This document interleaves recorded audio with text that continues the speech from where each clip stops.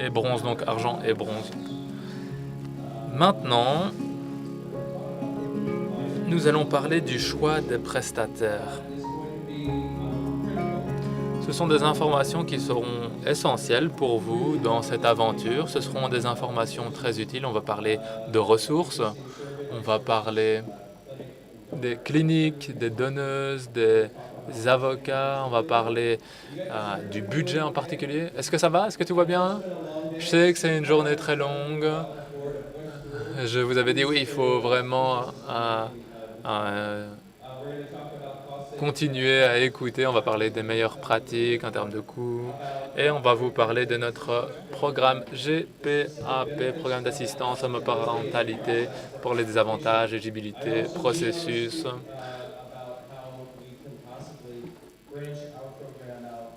J'aimerais aussi vous expliquer comment on peut étendre nos programmes ici en Europe pour qu'ils soient disponibles pour les futurs papas européens. La recherche tout d'abord. Aux Pays-Bas, meer dan gewenst. APGL, homoparentalité, MHB sont des informations qui sont des agences qui ont des informations pour vous ou des associations. Men Having Babies a énormément d'informations pour vous. Bien sûr, je suis pas très objectif parce que je suis le directeur de MHB, mais on a des ateliers tous les mois à New York. On a des petites sessions, d'autres sessions tous les 2 mois. On a aussi une page Facebook, on a des groupes de soutien. On a un répertoire de prestataires de services que vous pouvez consulter pour voir les différents profils, obtenir les informations de contact. Vous pouvez regarder des vidéos. On essaye vraiment de rassembler toutes sortes d'informations. Par exemple, si vous n'avez pas la possibilité d'assister à une session spécifique cet après-midi, vous pouvez aller sur notre site internet et voir certaines de leurs présentations vidéo. Ensuite, on a nos tableaux de classement, de score. Ce sont des informations objectives qui proviennent des parents, des informations des parents sur leurs expériences dans ce processus concernant la clinique avec laquelle ils ont travaillé, l'agence. Par exemple, certains vous diront, assurez-vous de poser cette question en particulier. Ce seront des informations utiles pour lancer votre projet parental. Il y aura des scores, des classements et Ron a fait énormément de travail pour avoir une idée claire des budgets, des coûts. Il a fait des tableaux Excel pour que vous puissiez comprendre dans quoi vous vous lancez. J'ai mentionné notre page Facebook. C'est un réseau très utile. Il vous permet d'entrer en contact avec d'autres personnes.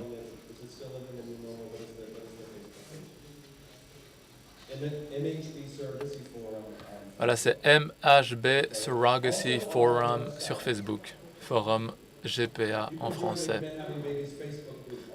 Et un groupe Facebook Men Having Babies. N'hésitez pas à poser des questions. On a aussi un formulaire de consultation, demande de consultation. C'est un guichet unique. Si une agence vous intéresse, on peut leur envoyer un formulaire et ensuite ils pourront vous contacter si vous voulez les consulter.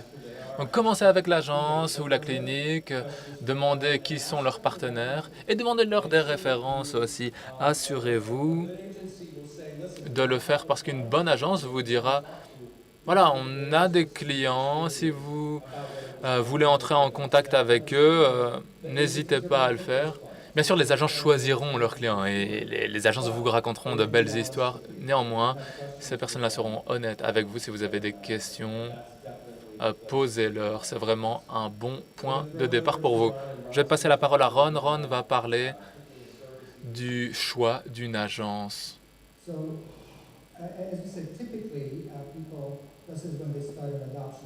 Comme tu l'as dit, au début d'un processus d'adoption, les couples vont voir une agence. Généralement, pour la GPA, il en va de même. On commence par une agence. Première chose importante, toutes les agences n'offrent pas les mêmes services. Parfois, les services offerts sont limités. Généralement, une agence trouvera pour vous votre mère porteuse. Ça, c'est ce qu'ils doivent faire, c'est leur tâche principale. Lorsque vous passez en revue des agences, vous verrez que certaines demanderont des honoraires pour la recherche, pour trouver une mère porteuse. Certaines auront des structures de coûts bien précises, j'entrerai dans les détails un peu plus tard. Mais si le service offert est limité pour une agence, si c'est une agence qui offre peu de services, parfois, ils expliqueront point par point leurs services. Ils coûteront moins cher, mais ensuite, ils demanderont des honoraires supplémentaires, notamment pour la vérification des assurances, etc. La structure de coût ne sera pas aussi transparente. Ensuite, ils recommanderont un avocat. Ils n'auront pas leur propre avocat. Ensuite, lorsqu'on parle de services complets, c'est peut-être pas la bonne terminologie, mais si on regarde les différents services offerts, généralement, ils se chargent de toute la sélection, tout le processus de tri, de filtrage pour les mères porteuses. Ils se chargeront de la coordination tout au long du processus. Ils ne disparaîtront pas après simplement avoir trouvé la mère porteuse. Ils continueront à vous soutenir pendant la grossesse et après la naissance aussi. C'est ce que vous pouvez obtenir avec ce type d'agence qui offre des services complets. Ils ont généralement leurs propres avocats où ils travaillent en coopération étroite avec des firmes. Ils auront aussi souvent des travailleurs sociaux, leurs propres travailleurs sociaux pour vous aider. Et ensuite, ils assureront le dépôt de vos ressources, dépôt fiduciaire. De cette manière-là, on s'assurera que les dépenses soient bien gérées. Par exemple, si vous changez d'avis ou si vous perdez votre emploi, votre argent sera garanti dans un fonds. Et beaucoup d'agences offreront ces services dépôt fiduciaire aussi. Ça, ce sont les composantes que vous devez rechercher. D'autres vérifieront aussi vos assurances. Parfois, c'est un service supplémentaire pour certaines agences. En fait, ces agences vérifieront les assurances qu'ont les mères porteuses parce que parfois, les assurances ne paieront pas pour les coûts de grossesse liés au GPA. Certaines assurances paieront pour une grossesse normale, mais pas pour une GPA. Certaines agences vous diront si les assurances sont bonnes. Parfois, c'est inclus dans les services. Parfois, il faut payer plus.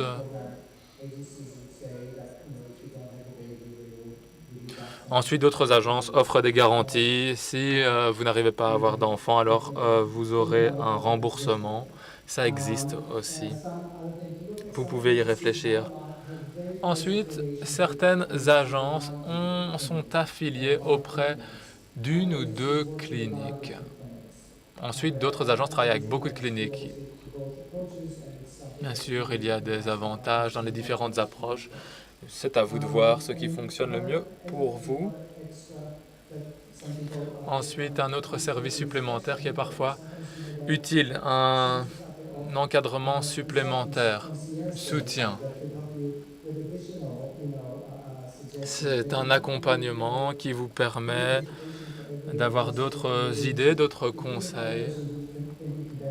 Si vous pensez que vous pouvez en bénéficier, alors envisagez-le. Bien sûr, les différentes options sont liées à des coûts différents. Mais attention, parfois, les agences services limités ne coûtent pas forcément moins cher que celles qui offrent des services complets comparés.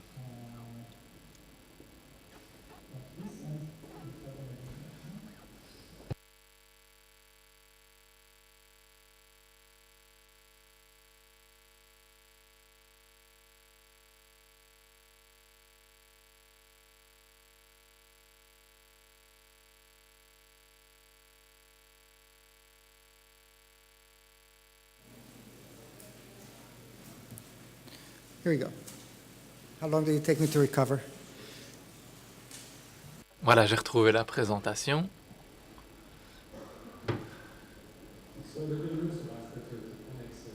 La bonne nouvelle avec les cliniques de fertilité, c'est qu'il y en a beaucoup. Il y en a beaucoup qui sont très bonnes. Parce que généralement, elles veulent des clients qui soient satisfaits. Le service client est très important pour eux, pour elles. Il faut que ces cliniques soient habituées aux couples gays. Parce que parfois, si leurs statistiques sont excellentes avec les patients, parfois ces cliniques n'ont jamais eu d'expérience avec des GPA. Il est important de leur demander combien de personnes travaillent avec eux. S'il y a 50 médecins, par exemple, moins, plus. Généralement, leur taille est raisonnable. Il faut s'assurer qu'on puisse les contacter par téléphone, par courriel aussi, surtout pour vous parce que il y a des décalages horaires, parfois 6 heures de plus, 6 heures de moins. Gardez ça à l'esprit. En termes d'économie de coûts, il est important d'avoir des cliniques qui ont leur propre donneuse d'ovules.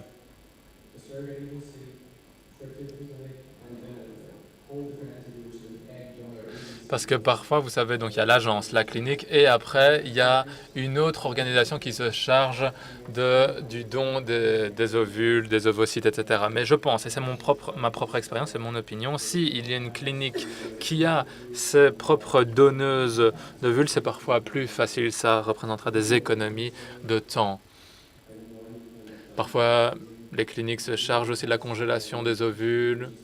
Parfois, ils font aussi eux-mêmes les diagnostics génétiques préimplantatoires DGP.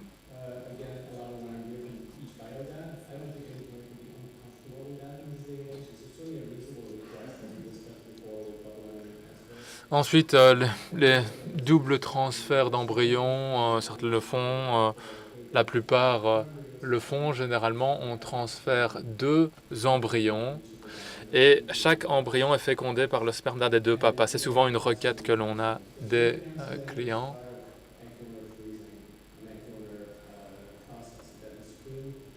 Et ensuite, ils font le dépistage pour s'assurer d'un bon antécédent médical pour éviter tout problème par la suite. Ensuite, vous devez demander à la clinique quels sont les coûts. Est-ce qu'ils ont des transferts illimités avec garantie de bébé? Parfois, ça coûte plus cher, mais si vous avez plusieurs échecs, vous ne devez pas recommencer à chaque fois dès le départ. Mes 2 projets n'ont pas été fructueux dès le départ et oui, c'est pas toujours facile à gérer.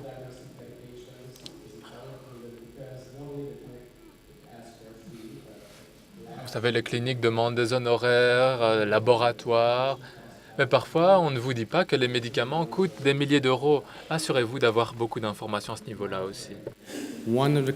Pour le suivi, une des choses qui peuvent vous économiser de l'argent, c'est que la clinique, la porteuse, la clinique de fertilité, tout cela soit proche l'un de l'autre.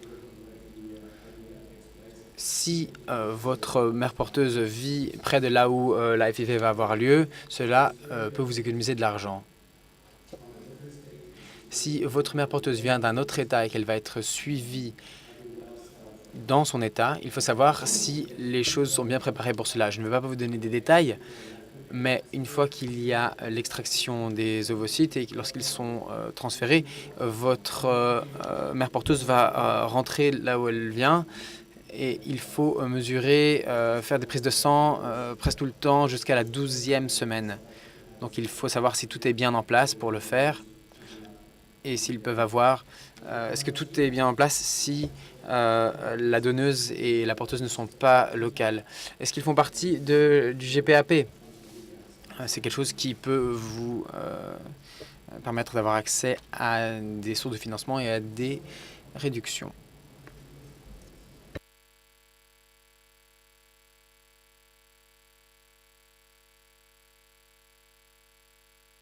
Je pense que nous n'avons pas abordé cette diapositive. Non, nous n'avons pas parlé des coûts.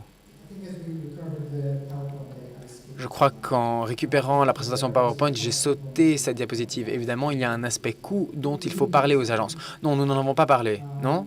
Non.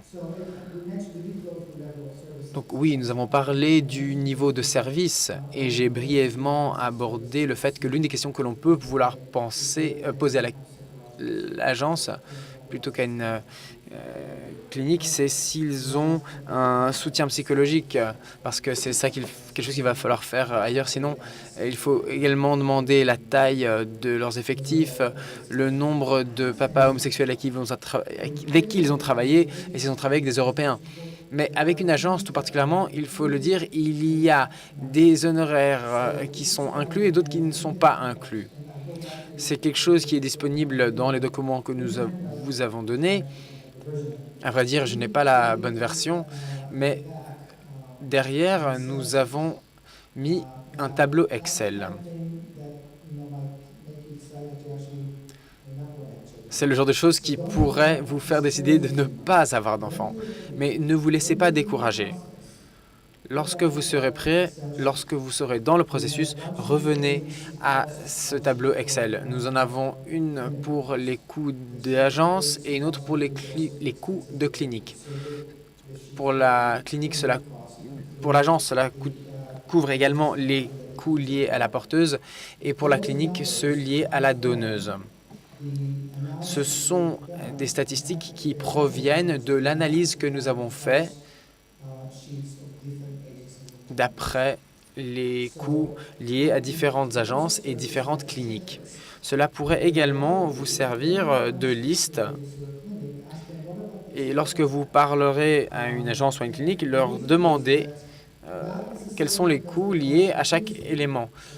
Et parfois, ils ne le feront pas parce qu'ils veulent vous induire en erreur, mais parfois ça ne leur pose pas de problème. Parfois, ils ne feront pas figurer tous les coûts. Il y a le coût du suivi de la porteuse, de la donneuse, parce qu'il y a des semaines où ces processus ont lieu.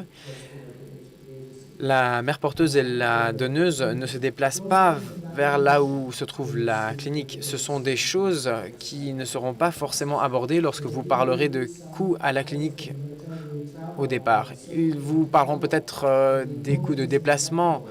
Il y aura des éléments déductibles. C'est quelque chose qu'on a inventé aux États-Unis pour le service médical. Même lorsqu'on est assuré, il faut quand même payer à chaque fois. Je crois que c'est peut-être le cas en Europe également.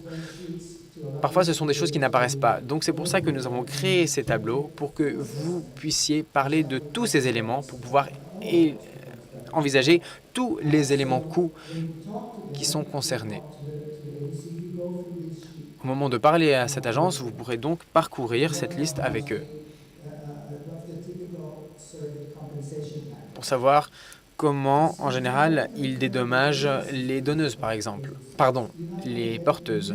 Si vous ne faites que comparer ce que disent les agences, vous n'allez pas pouvoir vraiment savoir ce qui va coûter plus ou moins. À vrai dire, certaines agences sont beaucoup plus généreuses, ou elles sont obligées d'être généreuses parce que sinon elles ne trouveront pas assez de mères porteuses. Certaines agences sont meilleures que d'autres dans certaines régions. Donc il faut savoir quelles sont les conditions de dédommagement de la mère porteuse. C'est généralement ce qui génère le plus de coûts, plus que les frais de l'agence. Parfois, il y a des coûts de service tiers, par exemple l'avocat, et il faut savoir combien cela va coûter. Je l'ai dit auparavant, il est très important de parler d'assurance. La question des assurances ne concerne pas seulement la mère porteuse, mais également le bébé nouveau-né. Pendant les panels d'experts, nous allons laisser les agences et les avocats américains nous donner leur point de vue sur la stratégie à adopter. Une fois que votre bébé, ou bébé au pluriel, est ou sont nés aux États-Unis, vous avez un certain temps qui va s'écouler avant d'arriver chez vous. Et pendant ce temps, vos bébés auront besoin de soins de santé. S'ils sont prématurés, cela pourrait représenter des dizaines de milliers de dollars par jour. Donc, il faut savoir quelle est la stratégie proposée par une agence en particulier après la naissance.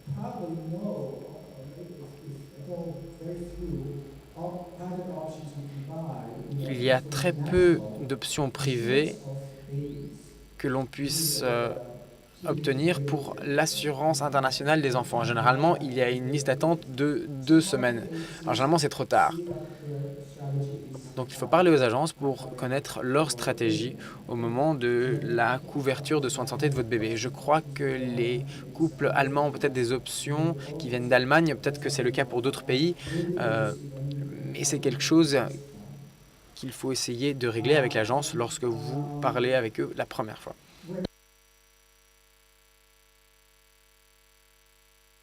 Il faut demander aux agences comment ils identifient une mère porteuse pour vous. Non pas seulement le niveau de dépistage qu'ils font avec les mères porteuses. Parfois, certaines agences passent par 10 mères porteuses avant de trouver celle qu'il vous faut. Il faut le savoir à quel point ils sont rigoureux dans leur processus de sélection. Et cela parce que cela influe le taux de réussite. Et cela ne comprend pas seulement la qualité du médecin, la qualité du laboratoire du médecin. Souvent, on parle du médecin, mais on oublie qu'il y a un laboratoire derrière pour la fécondation, la congélation, etc. Mais vous voulez également prendre en compte la motivation, l'engagement de la mère porteuse et de la donneuse.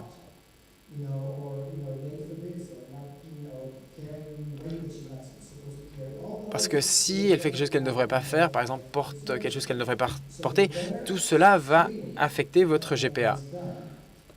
Donc la qualité de ce processus de sélection affectera le confort de la GPA pour vous, mais également minimisera les risques que les choses se passent mal. Il faut dire que l'échéancier est important également. Certaines agences vont vous dire, voilà notre liste. Nous avons une liste de mères porteuses. C'est vous qui vous soyez. Alors que d'autres agences vous diront, il y a une liste d'attente.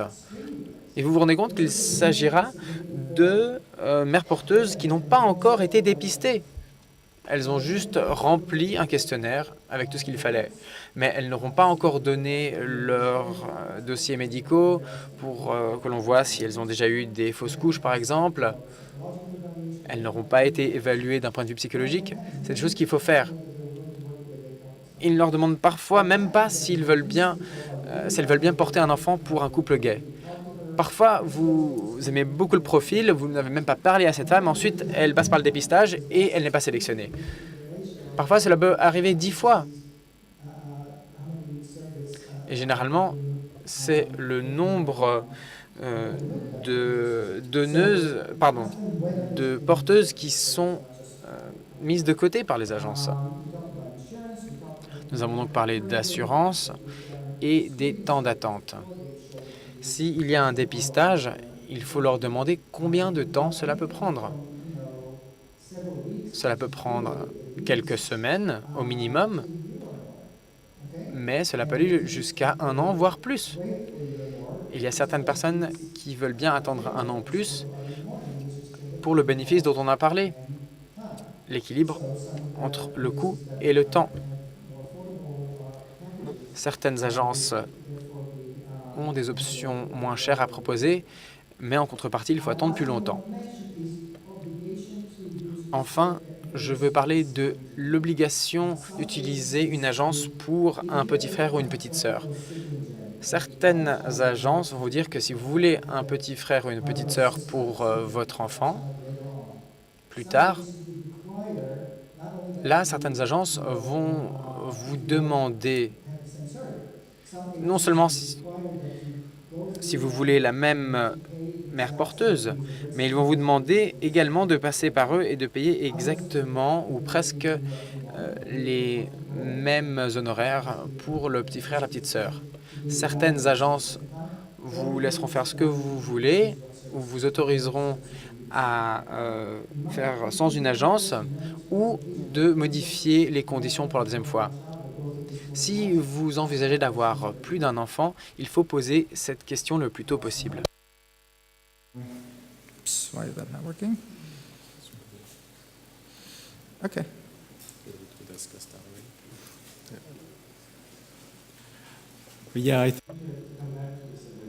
Pour revenir à cette question du petit frère ou de la petite sœur, ce qui est important pour les pères biologiques, il faut voir ce qui s'est passé avec mon mari et moi. Nous n'étions pas prêts à risquer des jumeaux, donc nous avons fertilisé la moitié des ovules avec mon sperme et la moitié avec celui de mon mari. Et nous avons congelé la plupart de ces embryons.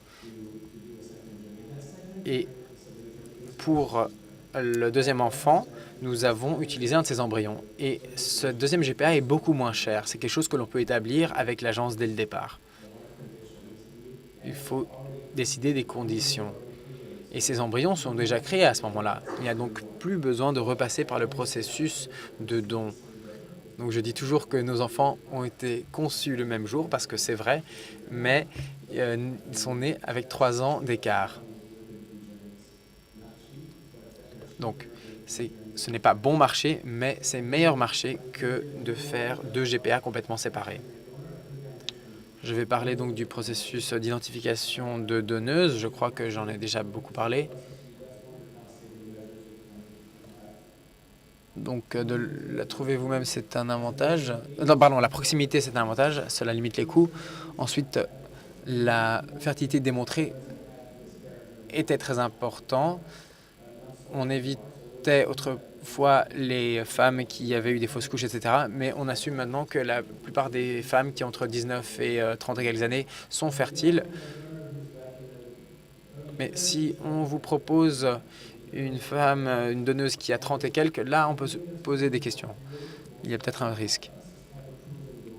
Et ce qui peut être intéressant, c'est d'avoir une donneuse prouvée, c'est-à-dire qu'elle a déjà fait une GPA qui a fonctionné et qu'elle a déjà donné à peu près une douzaine d'ovocytes. Il ne faut pas en avoir trop, 30 c'est trop, mais il ne faut pas en avoir trop peu non plus.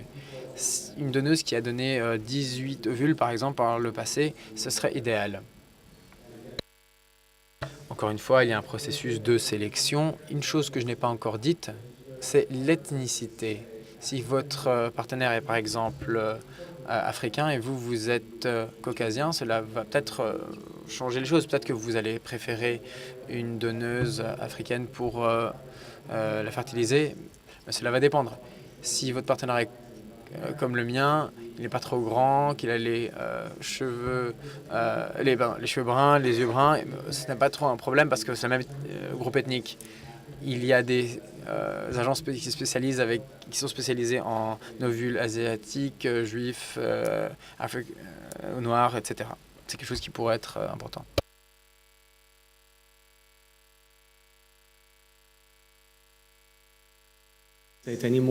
Ensuite, pour les coûts, je crois qu'il ne faut pas passer au-dessus de 10 000 $, si je ne me trompe pas, la variable.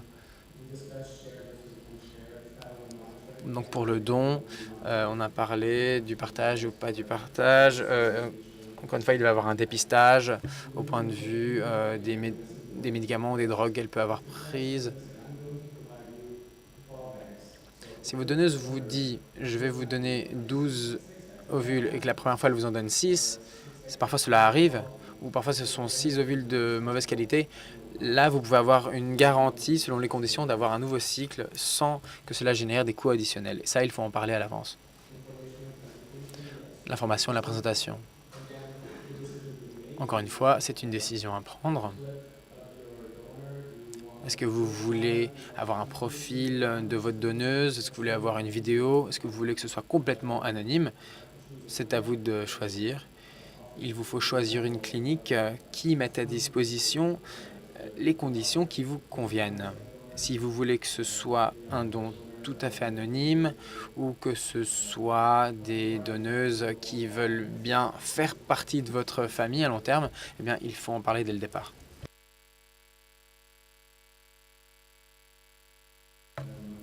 Je vais maintenant passer la parole aux questions des avocats. Anthony. Alors, pour choisir un avocat, si vous travaillez avec une agence, on va faire une bonne partie du travail pour vous parce que l'agence aura un avocat qui vous représentera pour le contrat de GPA. Il faut faire en sorte que l'agence ait un avocat qui fasse partie de l'agence qui comprenne bien le droit de la GPA.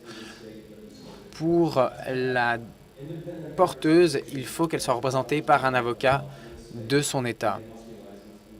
Il faut qu'ils aient prêté serment dans leur État, qu'ils soient autorisés dans l'État de la porteuse. Très souvent, il y aura plusieurs avocats, même aux États-Unis. Il y en a un qui s'occupera de la représentation des futurs parents dans l'accord de la GPA, un autre qui représentera la mère porteuse et un troisième avocat qui s'occupera de l'établissement des droits parentaux. Dans l'État ou le pays des futurs parents, et c'est quelqu'un qui doit avoir le droit d'exercer dans l'État ou dans le pays où les parents voudront s'établir.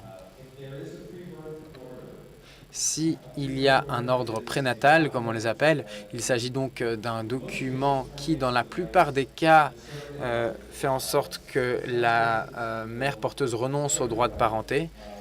Dans certains cas, c'est quelque chose qui va déclarer les droits des parents biologiques et dans certains cas, va vraiment déclarer que le parent non biologique est un parent. En Californie, c'est possible.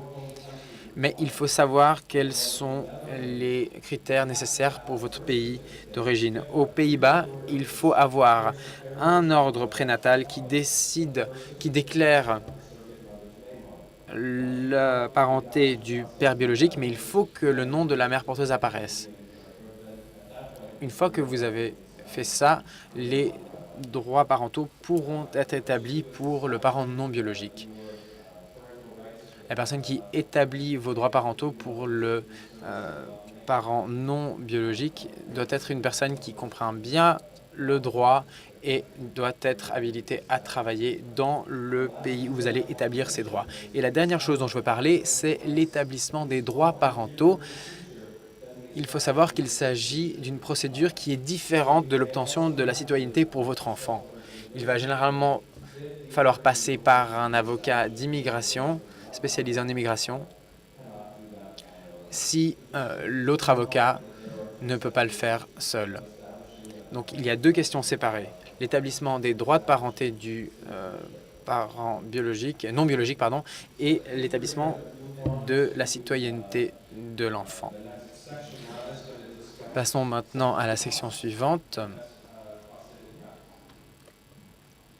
Les économies possibles. À vrai dire, je vais sauter cette diapositive, non pas parce que nous manquons de temps, mais il s'agit d'un résumé de ce que nous avons déjà dit. Et vous avez même plus de détails entre vos mains.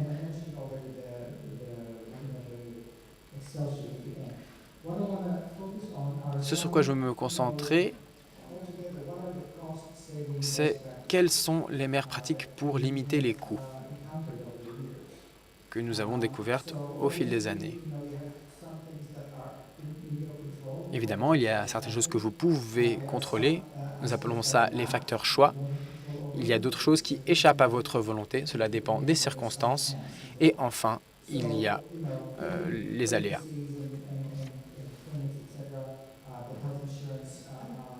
Donc, le choix des agences, des assurances, des cliniques, ce sont des choses que vous pouvez choisir si vous êtes bien informé. Cela affectera les coûts.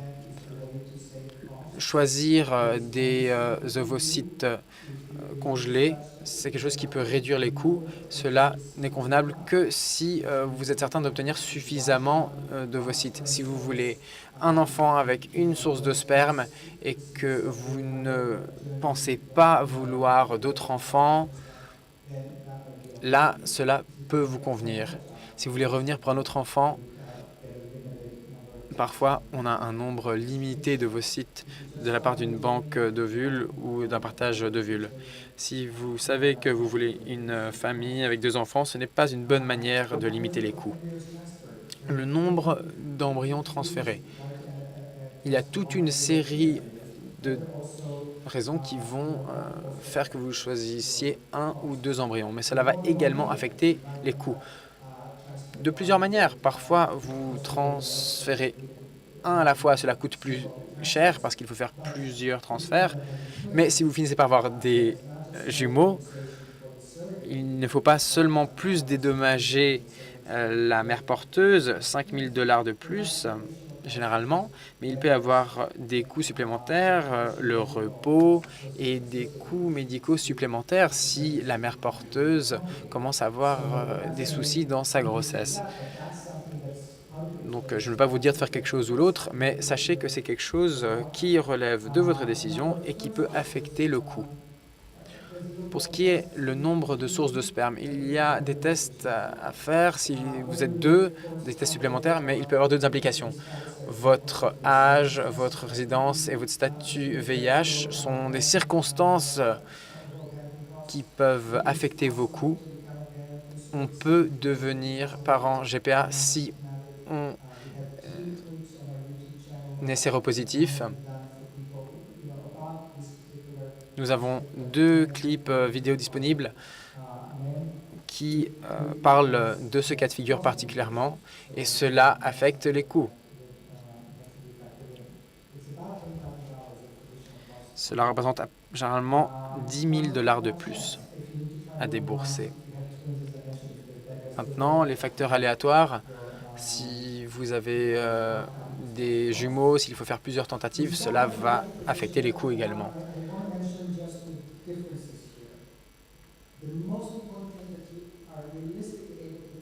D'un point de vue réaliste, la chose la plus facile à contrôler, c'est la distance entre la donneuse d'ovules et la clinique. Il n'est pas irréaliste d'essayer de trouver quelqu'un qui vit près de la clinique et c'est quelque chose qui va vous économiser de l'argent. Il faudra plus de suivi que pour la donneuse, que pour la mère porteuse, pardon, parce qu'elle devra être testée, il faudra faire des tests, des prises de sang. Si elle ne vit pas près de la clinique, cela représentera beaucoup plus d'argent. Par contre, la proximité de la porteuse à la clinique n'aura pas forcément un aussi grand impact, mais c'est beaucoup plus difficile à faire qu'elles vivent près. Elles viennent de partout dans les États-Unis et il est peu probable qu'elles vivent près d'une clinique qui puisse les suivre.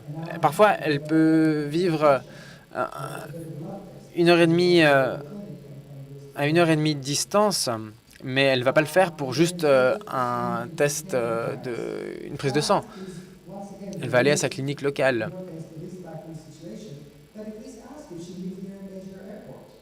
Et vous pouvez demander, par exemple, si elle vit près d'un aéroport, parce que vous allez devoir voyager, pardon.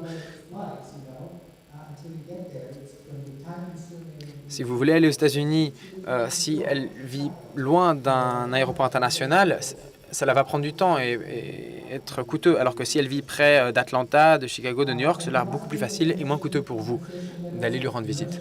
Ensuite, pour les niveaux d'indemnisation, nous en avons parlé. Cela sera tentant pour vous de dire « Eh bien, je veux trouver une agence qui a beaucoup plus de donneuses, même si elle paye plus que ce qui est normal aux États-Unis. » Nous pensons que cela n'est pas éthique et que cela n'est pas nécessaire.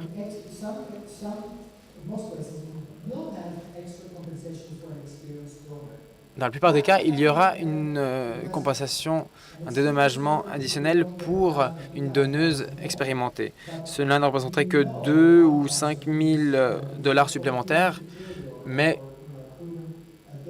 en fin de compte, la fertilité est démontrée dans ces cas-ci, et cela peut affecter vos chances de succès. Par contre, lorsque l'on parle de mère porteuse qui a de l'expérience, c'est quelque chose qui n'est pas du tout un avantage. Cela pourrait coûter 5 000 $ de plus. Et à vrai dire, c'est peut-être un désavantage parce qu'elle sera peut-être moins disponible pour un petit frère ou une petite sœur éventuelle. Donc nous vous conseillons de ne pas choisir une telle option. Ah, qui c'est cette belle famille? C'est mon fils Nicolas et mon mari Gary. Toutes ces photos que vous avez vues sont des photos de parents de notre réseau. Nous ne les avons pas prises sur Internet.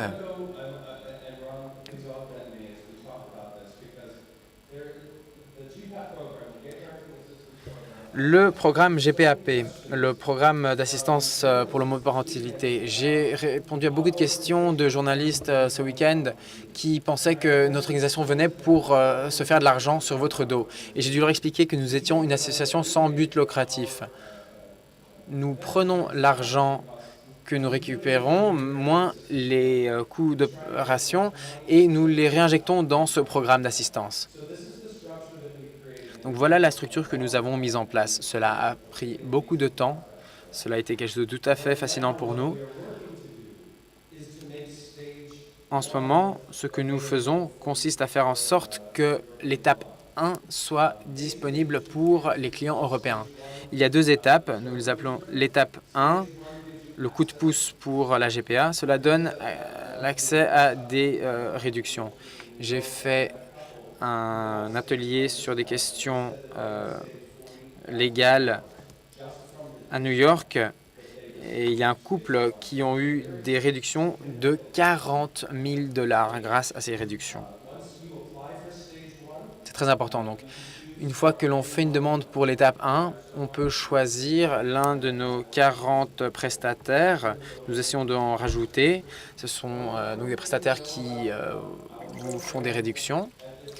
Une chose qui est importante par rapport à notre programme, c'est qu'il n'est pas rétroactif. Cela veut dire que si vous vous êtes déjà entretenu avec une agence et une clinique et que vous avez signé un accord et qu'ensuite vous voulez une réduction de notre part, cela n'est pas applicable.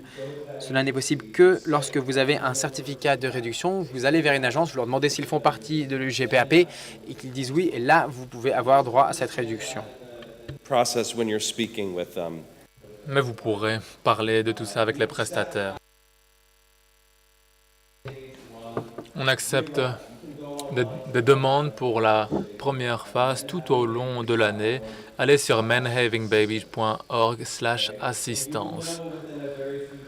Et vous aurez une réponse en déant quelques jours pour savoir où vous en êtes. Où en sommes-nous maintenant en Europe avant que je continue?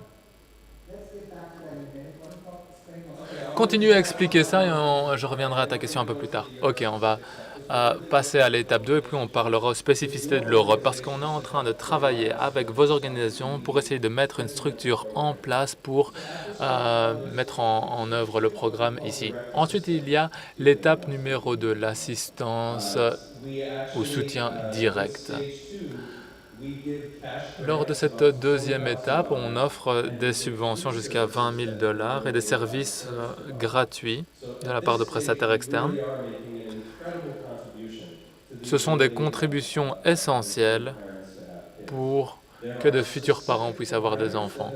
Il y a des prestataires spécifiques qui offrent ces services-là. Nous travaillons avec les travailleurs sociaux pour vous mettre en lien avec les personnes avec qui vous travaillerez. Si vous passez l'étape numéro 1, on passera à l'étape numéro 2 et on vous mettra en contact avec des prestataires. L'étape 1, tout comme l'étape 2, ne sont pas rétroactives. Ce que je veux dire, c'est que si vous avez déjà signé un contrat avec un prestataire, alors notre assistance ne joue plus. L'étape 2, on accepte les candidatures à partir du 1er juillet jusqu'à la fin du mois d'août. Donc c'est une période de 2 mois.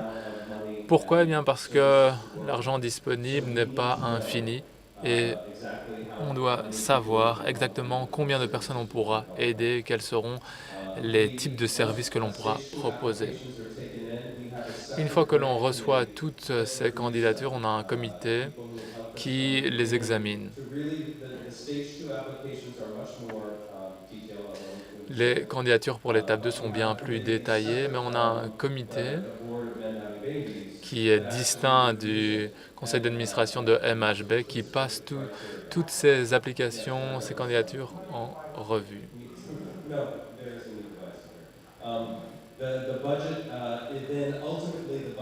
Et ensuite, le budget est approuvé par Men Having Babies afin de pouvoir vraiment vous offrir ces services. Laissez-moi vous parler de l'éligibilité pour le programme, des critères à respecter. Je sais que Ron parlera de la situation actuelle en Europe, mais pour la première étape, les candidats doivent être gays ou les femmes doivent être des transsexuels. Ensuite, il y a des limites de revenus, des seuils de revenus qui sont ajustés par région. Par exemple, 30 000 pour un individu et 100 000 pour un couple. Bien sûr, vous savez, c'est différent si vous habitez à Détroit ou si vous habitez Paris, ou si vous habitez Chicago ou New York ou une autre ville plus petite. Donc, on ajuste ces seuils de revenus. Vous devez être âgé de entre 25 et 50 ans, ou un des deux partenaires doit être âgé de 25 à 50 ans. Vous ne devez pas avoir d'enfants pour pouvoir bénéficier du programme GPAP. On demande que vous ayez 2 ans de cohabitation ensemble au moins. Ensuite, une vérification des antécédents criminels. C'est important pour nous. Il s'agit de la due diligence, comme on dit, pour s'assurer que les personnes qui bénéficient de notre programme n'aient pas d'antécédents criminels. Pour l'instant, le programme GPAP n'est disponible que pour les résidents du Canada, des États-Unis, du Royaume-Uni, des Pays-Bas et d'Israël. Et Ron en expliquera les raisons. C'est parce qu'on a développé des liens avec des organisations qui nous permettront de faciliter la mise en œuvre du programme dans ces pays-là. Si vous revenez, lorsque vous rentrerez dans vos pays, parlez de nous, partagez nos informations avec vos organisations pour essayer de nouer tous ces liens à travers l'Europe. Laissez-moi maintenant vous parler de l'éligibilité pour la deuxième étape. Et si les prestataires, si les sponsors veulent se présenter, venez nous rejoindre. Pour l'éligibilité, pour aller à l'étape 2, il faut d'abord passer l'étape 1, bien sûr. Ensuite,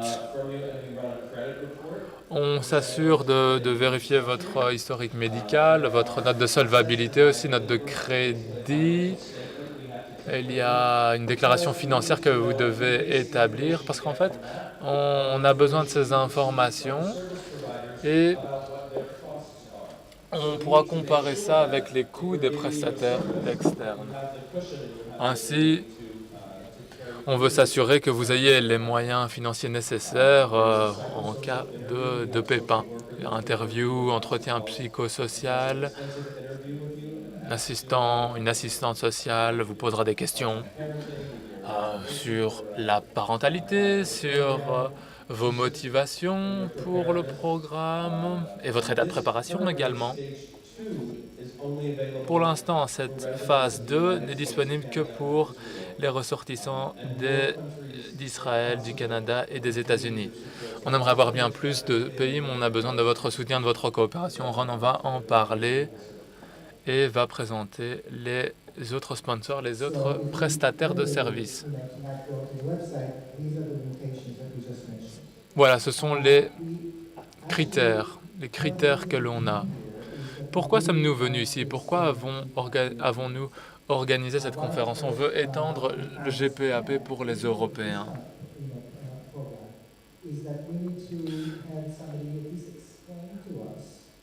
Vous savez, on a besoin de critères parce que il faut que l'on puisse vérifier les niveaux de revenus, ce n'est pas compliqué, mais une fois que l'on a un partenaire crédible, valable, qui nous permet de rassembler ces informations, alors là, vous pouvez entrer dans le programme et parfois vous aurez besoin d'une traduction, d'un formulaire ou d'un autre document, mais c'est important. Et on a eu une réunion hier, il y avait 6 ou 7 pays représentés. Et dans les mois à venir, on essaiera d'accroître la coopération pour que les pays représentés ici puissent postuler à l'étape numéro 1. Et ensuite, pour l'étape numéro 2, il y a 2 choses. Tout d'abord, il y a les subventions. Et notre but, c'est d'organiser une conférence dans les pays concernés où on veut étendre le GPAP et ensuite ces ressources seront disponibles pour les ressortissants de ces pays-là, donc des Européens. Et parfois, ça peut aller jusqu'à 70 000 dollars. Mais pour aider 6-7 couples européens cette année, on a besoin de plus de coopération de la part d'entités européennes et parfois de la part d'organisations nationales aussi, qui nous aideront à rassembler toutes sortes d'informations, aspects financiers, etc. On comprend qu'il y a des obstacles juridiques, on essaye de les contourner pour que personne soit coupable d'avoir joué un rôle de médiation pour une GPA si ce sont des infractions dans les pays concernés. S'il y a des avocats dans la salle, je sais qu'il y a des avocats, mais s'il y a des personnes qui ont des idées créatives, eh bien, nous pouvons travailler ensemble pour essayer de trouver des solutions. Peut-être que l'on peut créer une entité, par exemple MHB Europe, Men Having Babies Europe, pour y arriver. On a quelques mois pour y parvenir.